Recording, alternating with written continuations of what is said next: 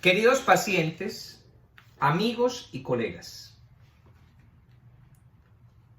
se habla de la diferencia racial, pero aquellos que estudiamos antropología, genética o biología, sabemos que en la especie llamada Homo sapiens, es decir, en el hombre moderno, no existen las razas. Solo existe una raza, la raza humana.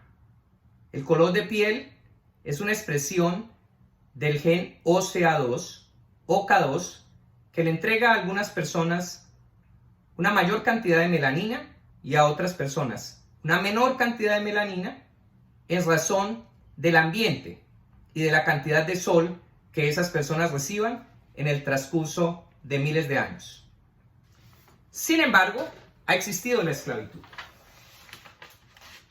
La palabra esclavo viene de esta palabra, esclaveien. Es una palabra griega que quiere decir botín de guerra. Y efectivamente, la mayoría de las personas esclavizadas en el transcurso de la historia eran botín de guerra. Tal vez la primera evidencia de la esclavitud la tenemos aquí. Esta es un grabado del rey Urnamú. El rey Urnamú, un rey caldeo que vivió más o menos en 2100 a.C., y él emite el primer código que existió, anterior al código de Hammurabi, 300 años anterior al código de Hammurabi. Y en el código de Urnamú se diferencian las personas libres de las personas esclavas.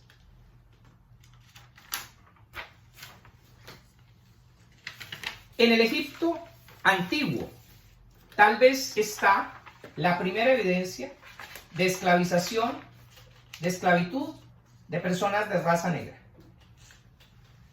Aquí tenemos un grabado de la dinastía XVIII, más o menos entre el siglo XV y el siglo XIII a.C., donde estos egipcios están contando los esclavos tomados en batalla, esclavos nubios. Pero resulta que esos mismos nubios, llamados el reino de Kush o la ciudad de Napata, tiempo después, en el siglo VIII, se toman el imperio egipcio. Esta es la esquela donde se relata ese suceso y la llegada a ser faraón del rey Piangi, que en el siglo VIII llega a ser faraón de Egipto e inicia la 25ª dinastía. Aquí lo tenemos a él. Este es el rey Piangi. Aquí está. Que fue faraón de Egipto, primer faraón de la dinastía 25ª. Hablar de la esclavitud también es hablar de este señor. Efectivamente, Aristóteles. Aristóteles, el autor de la Ética, decía que los esclavos, de las dos características de la sindéresis, tenían la primera, la razón, pero que les faltaba la capacidad deliberativa. Obviamente olvidaba Aristóteles que quien le quita la capacidad deliberativa al esclavo es la persona que lo esclaviza. Por eso tenemos que rechazar y reconocer ese gravísimo error de Aristóteles. El esclavista más grande de la historia tal vez sea este señor. El general romano Julio César, que llegó a ser emperador. Cuando terminó la guerra de las Galias, capturó más de 1 millón de personas, entre galos y personas de otras tribus perdedoras frente a él, y los vendió en la Roma antigua. Recaudó mucho dinero con esta venta y fue parte de las cosas que lo llevaron a ser el emperador romano. Aquí está un grabado del siglo III, encontrado en Túnez, que muestra unos esclavos de ese siglo III. Para los romanos, como vemos, la esclavitud tenía piel blanca y ojos generalmente claros. Y estos son esclavos de esos. Una persona muy importante también en la historia de la esclavitud es este señor. El rey alemán, el rey germano, Otón I el Grande. En el siglo X se cuenta que en sus guerras contra los húngaros, los magiares, y también contra los eslavos, él y su gente tomaron varios esclavos de estas tribus europeas. Pero también tenemos a este señor, el Papa Nicolás V,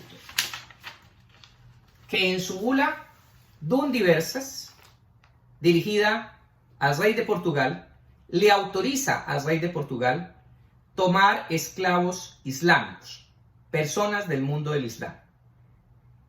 Esta bula fue tenida como una de las cosas que autorizaban a tomar esclavos en el norte y en la región subsahariana de África.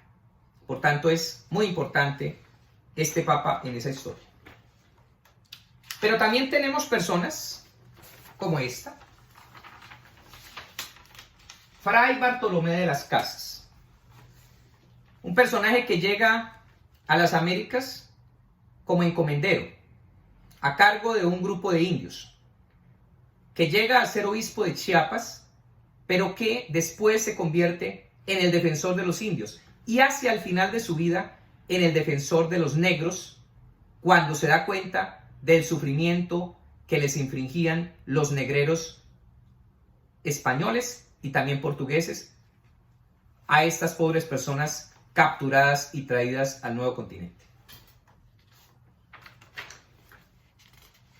Este gran personaje y gran hombre merece especial recordación. Sí, Pedro Claver, el sacerdote jesuita de Cartagena, que vivió su vida en Cartagena. Era catalán en realidad. Y él dedica su vida a defender a los negros cartageneros de entonces, esclavos, de todas las injusticias y la ignominia que les infringían los españoles que los tenían a su cargo. Merece especial recordación el padre jesuita Pedro Claver.